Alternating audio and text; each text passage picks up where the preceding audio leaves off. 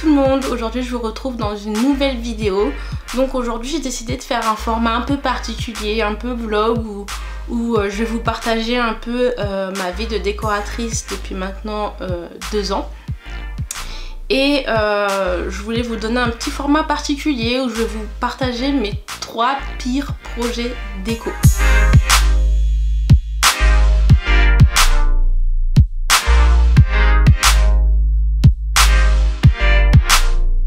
Donc je vais vous raconter 3 histoires, donc installez-vous, mettez-vous à l'aise, ça risque d'être un peu plus long que d'habitude, mais bon, c'est intéressant aussi de voir cette facette-là de Pop My Déco. Donc on va commencer avec la première histoire. Donc je vais essayer de donner des titres à mes histoires. On va dire que la première histoire c'est... comment on pourrait l'appeler ? La prestation gratuite. Ouais, ça sonne bien ça, la prestation gratuite. C'était à mes tout débuts. J'avais pas encore créé ma micro-entreprise. C'était vraiment en fait une passion pour moi. Je voulais aider le maximum de personnes et j'avais des prix dérisoires. C'était limite gratuit, mais je faisais quand même payer le déplacement et le temps effectif où j'étais chez la personne. Et du coup, j'avais rencontré une dame, donc une maman, donc pour son salon. Elle voulait que j'intervienne pour son salon. Donc tout s'est bien passé. On a fait la visite découverte pour découvrir quels étaient les meubles qu'elle avait besoin, quels meubles dont elle voulait s'en séparer. Voilà, les couleurs, le style, on a défini le style ensemble. Tout s'est bien passé et ensuite elle a eu le visuel 3D accompagné de la liste de courses complète. Et moi, comme j'aime bien faire mon travail jusqu'au bout, après avoir donné tous ces éléments, j'aime bien suivre les personnes, les accompagner. Et il s'est avéré que en fait cette personne ne me donnait plus de nouvelles, c'est-à-dire qu'elle m'a carrément laissé en vue. C'est-à-dire que j'envoyais des messages sur WhatsApp et il y avait les 2 coches bleues, elle me laisse en vue. C'est une sensation très désagréable, je pense que vous devez la connaître. Et j'ai dit soit c'est qu'elle a eu ce qu'elle voulait, je vais pas forcer plus, tant pis, la prestation s'arrête. Donc j'ai plus entendu parler de cette personne pendant au moins 1 an et demi.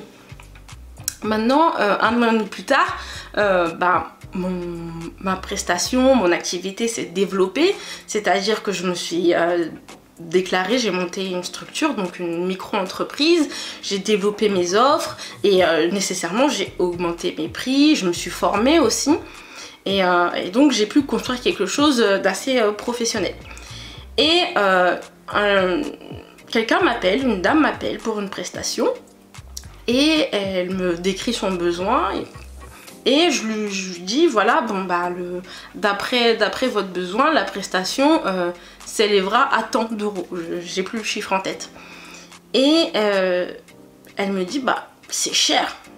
J'ai dit oui, mais ok, mais c'est cher de quel point de vue? Parce que si vous avez bien compris la prestation, je vais venir à domicile, je vais vous fournir un visuel 3D qui sera en plus modifiable, je vais vous fournir une liste de courses avec plusieurs références,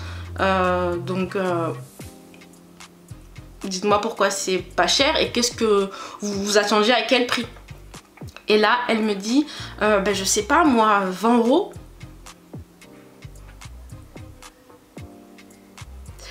À ce moment-là, j'étais partagée entre plusieurs sentiments. D'une part, j'étais choquée, j'étais outrée et j'avais juste envie de rire quoi. Je me suis dit mais elle est culottée quand même de m'appeler et de me proposer 20 euros pour autant d'investissement en temps et en énergie. Je lui dis mais je suis désolée mais ça va pas le faire, j'ai pas de prestation à ce prix là, ce n'est pas possible, du coup je ne peux pas vous aider. Et là elle me dit ah mais je comprends pas parce que j'ai une amie qui a fait appel à vous et elle avait payé 20 euros.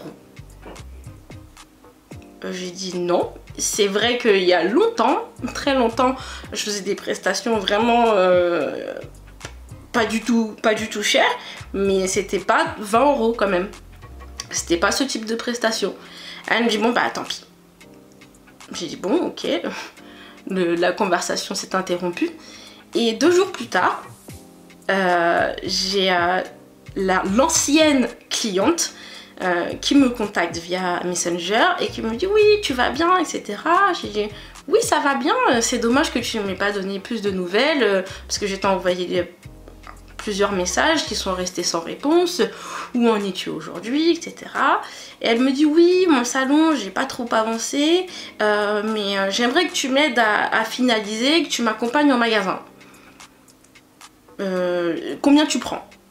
J'ai dit bon ben je sais pas trop, déjà t'en es où, parce que je t'ai laissé il y a 1 an et demi, il a pu se passer plein de choses en 1 an et demi, du coup t'en es où, qu'est-ce que t'as acheté, qu'est-ce que tu n'as pas acheté, voilà, quel est ton état d'avancement? Elle me dit non mais j'ai quasiment rien fait, j'aimerais que tu m'accompagnes en magasin, acheter la peinture, acheter les meubles, etc. Combien tu prends? Je lui dis là comme ça à chaud, je peux pas te dire quelque chose de juste, j'aurais besoin de me poser, mais ça ferait environ tant. Elle me dit ah mais c'est cher ça, mais j'ai dit bah je sais pas, tu comptais mettre combien dans ce genre de prestation? Elle me dit je sais pas moi, 20 ou 30 €.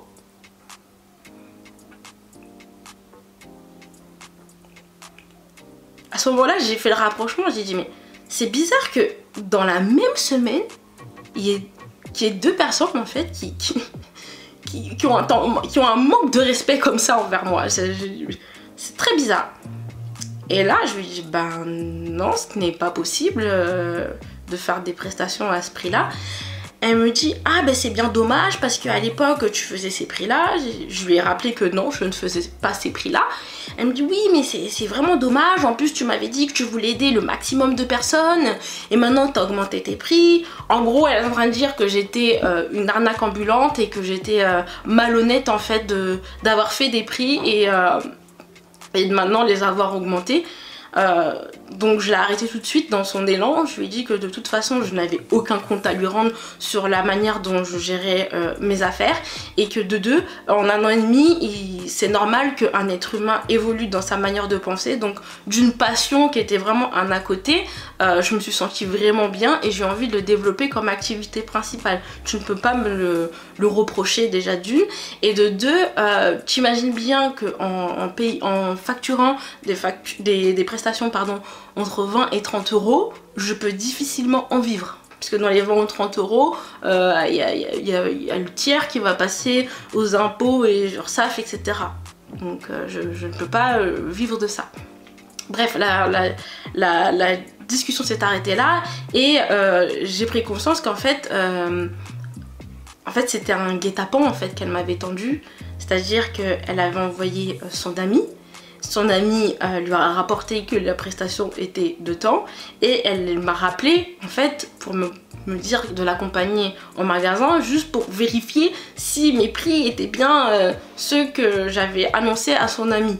Donc morale de l'histoire, si vous envisagez de vous lancer dans l'entrepreneuriat, ne faites pas des prix bas au départ parce que y a certaines personnes qui sont pas en mesure de comprendre que vous ne pouvez pas vous tirer un salaire, ils ne voient que leurs propres bénéfices et ils ne voient pas le côté certes je t'aide mais j'ai besoin aussi de m'aider dans ma vie. Voilà pour la première histoire. La deuxième histoire, on va l'appeler la petite voleuse.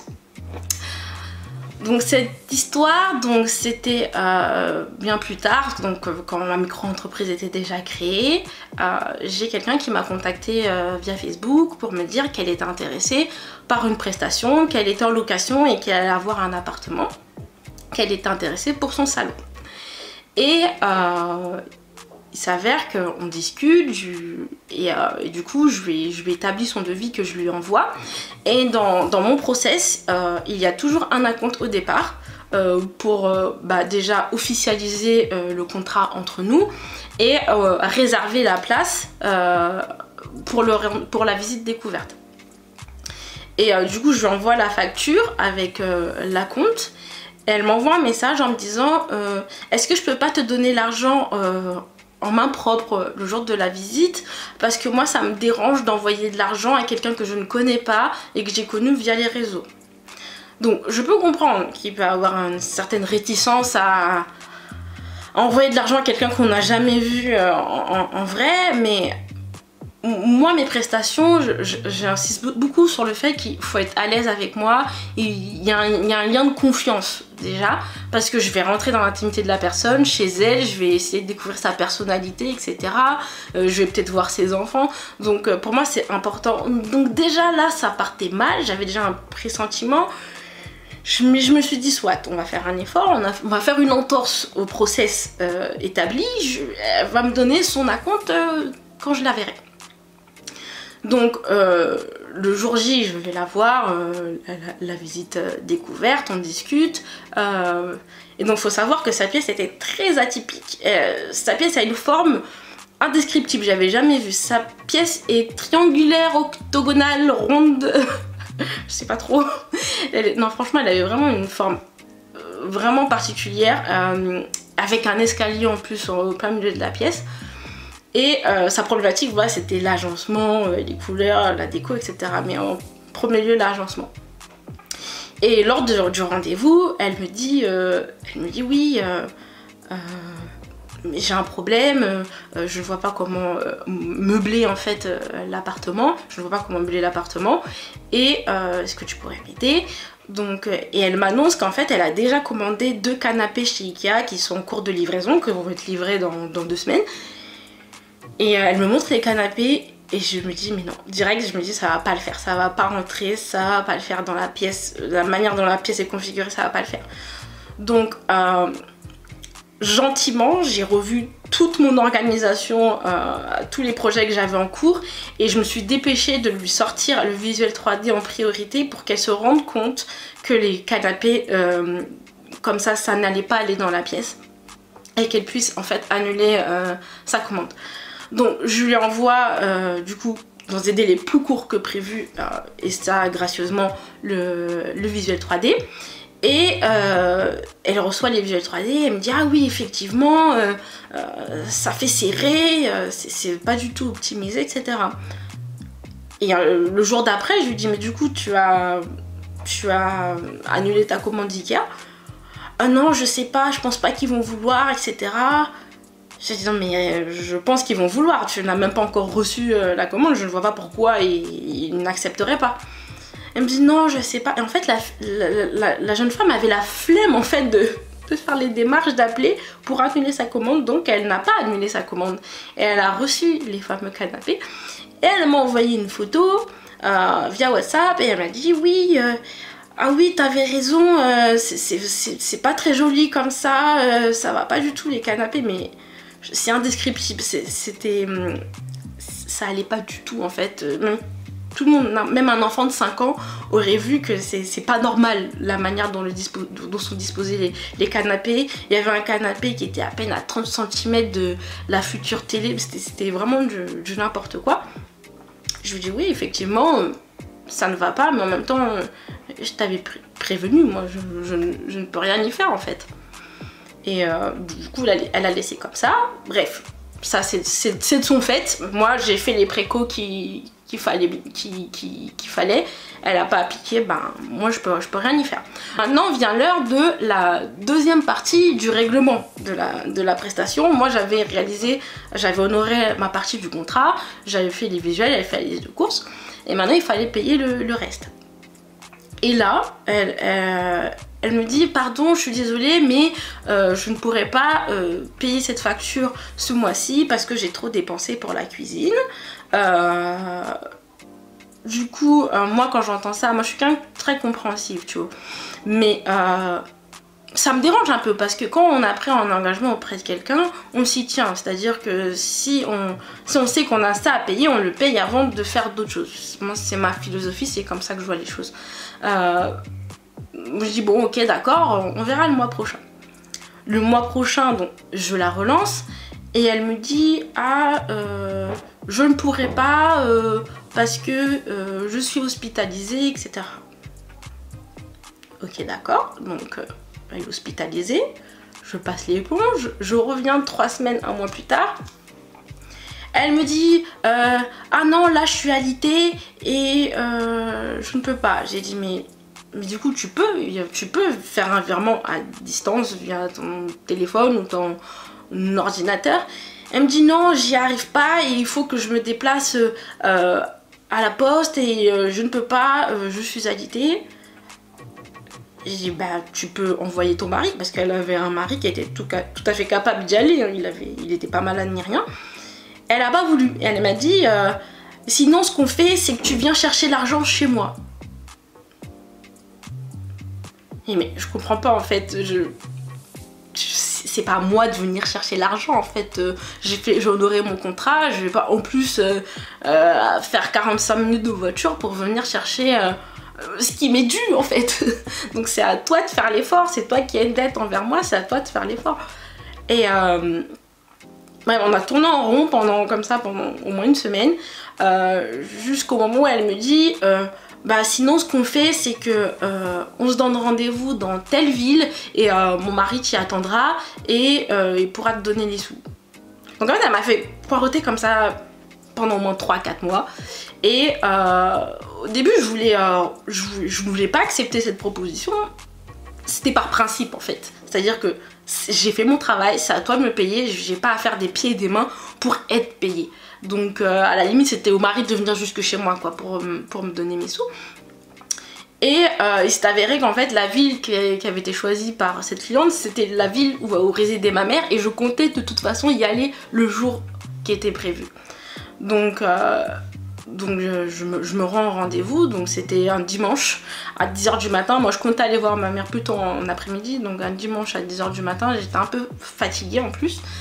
Et je me rends au rendez-vous, mais j'arrive à 10 h 10, donc j'ai 10 minutes de retard. Et je vois le monsieur avec une tête vraiment renfrognée, énervée. Et il me dit mais vous avez 10 minutes de retard. Je lui dis vous avez 3 mois de retard en fait. Vous avez 3 mois de retard, donc vous n'avez pas droit à la parole en fait. Et il me donne mes sous, je pars et en fait j'avais super peur du coup à ce rendez-vous. J'y suis allée avec mon fiancé parce que c'était pas un rendez-vous amical autour d'un verre, c'était un peu oppressant ce rendez-vous là. Donc au cas où j'y suis allée avec mon fiancé. Et dans la voiture je pense que j'ai mis au moins 20 minutes à m'énerver parce que j'ai trouvé la personne super culottée quoi. C'était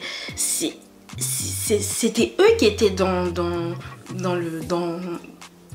c'était eux qui me devaient de l'argent et c'était limite à moi de m'excuser. Donc pour moi une situation normale aurait été qu'ils viennent déjà jusque chez moi me donner mes sous, ou au moins qu'ils s'excusent le jour dit pour dire excusez-moi on vous a pas payé en temps et en heure, et qu'il oublie même mes 10 minutes de retard quoi, et qu'il me rappelle encore ça. Et je me suis dit mais c'est du n'importe quoi. Et cette histoire en fait c'était très illogique pour moi, c'est-à-dire que cette personne qui au départ avait un manque de confiance de payer quelqu'un via les réseaux parce qu'elle avait peur des gens malhonnêtes, s'est retrouvée elle-même malhonnête dans sa démarche envers moi. Et ça m'a appris en fait d'écouter mon instinct qui est dès que je le sens pas avec quelqu'un, vaut mieux pas bosser avec elle en fait. Parce que c'est pas ça, mon plaisir c'est vraiment d'apporter de la joie chez les gens, de concrétiser leurs projets et pas de rentrer dans des sortes de conflits comme ça. C'est pas moi, ça me sert pas et ça la sert pas. Et ça m'énerve, ça me met dans un état que je n'aime pas en fait.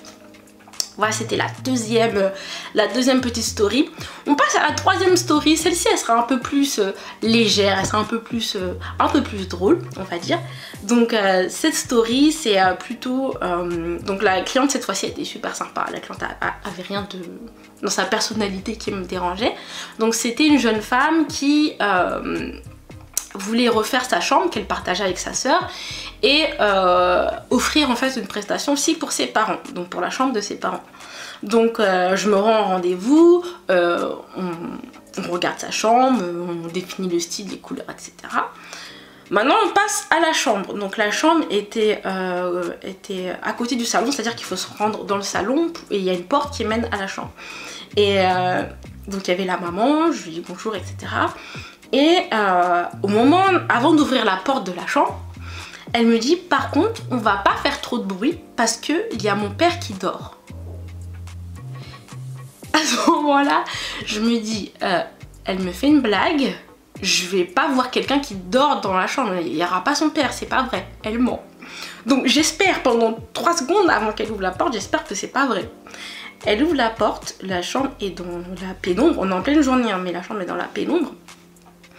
Elle allume la lumière et là je distingue une forme sous les draps, donc une personne.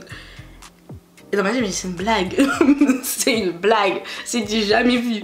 Donc du coup je me suis dit mais elle voit pas que c'est pas logique en fait. Je sais pas, dites-moi en commentaire si vous trouvez ça logique, mais je ne peux pas faire une prestation avec le papa qui dort, c'est pas logique. Et puis en plus, j'étais là en train de chuchoter, mais du coup les couleurs, est-ce que... C'était incongru, franchement la situation était trop bizarre, c'était à la fois drôle et désagréable en même temps. Donc du coup ce que j'ai décidé de faire c'était juste de prendre les photos et de prendre les mesures et de faire le rendez-vous en fait dans le salon, de continuer la discussion dans le salon. Mais au moment où je prends les photos, donc moi à chaque fois je prends des photos pour moi, pour pouvoir avoir une idée après quand je vais faire le projet chez moi, mais aussi pour les avant après. Et c'était trop marrant parce que au moment où je prends les photos, je prenais des angles un peu bizarres, mais où on voit pas la forme, la forme du père allongé. C'était vraiment technique on va dire. Et aussi au moment où on prend les mesures, mes côtés tête de lit, je suis à juste 1 mètre du père qui dort et je me dis mais imaginons qu'au moment où je prends les mesures, je fais un petit bruit qui réveille le père. Donc donc il va tomber dans mes yeux à son réveil, il va se dire mais je suis qui? Je saurais même pas quoi lui dire en fait. Je me suis dit faites qu'il ne se réveille pas parce que cette situation va être trop bizarre. Et heureusement il ne s'est pas réveillé, donc on est vite sorti de la pièce et on a continué la prestation en fait en dehors de la pièce. Donc c'était assez marrant, mais après ce rendez-vous je me suis dit peut-être que dans ma communication avant de faire la visite, je devrais dire aux gens dans quel contexte je veux faire la prestation. Peut-être qu'ils cernent pas trop comment doit se dérouler la prestation, mais finalement je l'ai pas fait parce que c'était une situation vraiment qui sortait de l'ordinaire. Ça m'est plus jamais arrivé. Les personnes généralement elles m'accueillent, il y a personne qui dort si c'est un bébé à la rigueur, mais il n'y a pas de papa qui dort. Donc voilà, cette histoire on peut l'appeler quand papa s'en mêle par exemple, quelque chose comme ça. Donc voilà mes 3 petites histoires. J'ai adoré en tout cas ce nouveau format un peu plus personnel, où je me livre de manière un peu plus personnelle, que je vous montre un peu les coulisses de ma petite vie de décoratrice. Dites-moi en commentaire si vous aimez bien ce format en fait, ce format un peu vlog. Et si vous souhaitez d'autres vidéos de ce style. Et dites-moi aussi en commentaire quelle est votre histoire préférée. Et en attendant la prochaine vidéo qui normalement sera dans 2 semaines, je vous souhaite une bonne journée et à bientôt.